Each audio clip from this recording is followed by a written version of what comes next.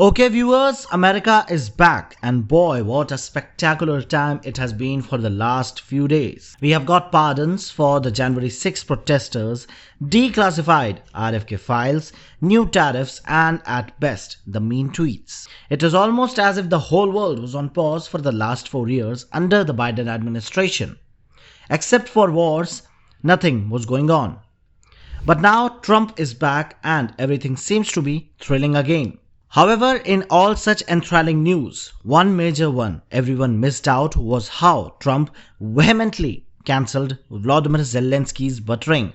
The Davos summit saw a major setback from Donald Trump, which certainly left many restless in the echo chambers of Kiev. At the World Economic Forum's annual gathering, the Ukrainian leadership strategically positioned itself as the intersection of geopolitical discourse and economic reconstruction.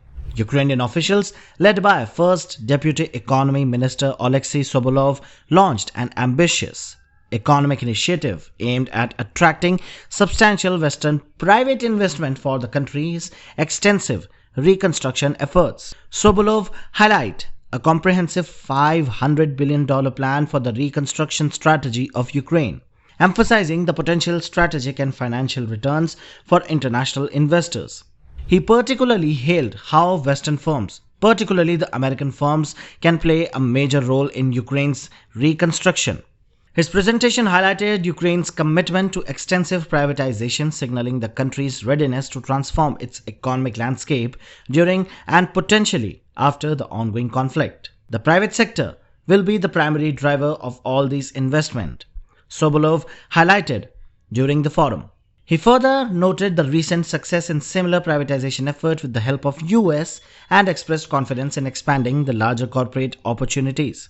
It was almost as if Ukraine was trying to sell a business model, a business idea to Trump's vision for Ukraine. However, Donald Trump outrightly rejected any interest. Bloomberg reported that Trump's team is fundamentally diverging from the Biden administration's approach.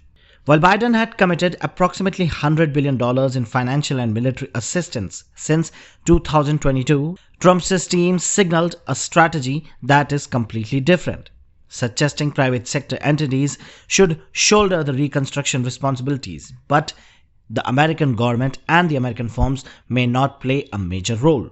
At the Davos Forum, Trump described the Ukraine conflict as an absolute killing field and expressed willingness to meet the Russian President Vladimir Putin soon to discuss the potential resolution. His campaign promised to have reached from pledging to end the conflict within the 24 hours to now a more measured 6 months negotiation timeline.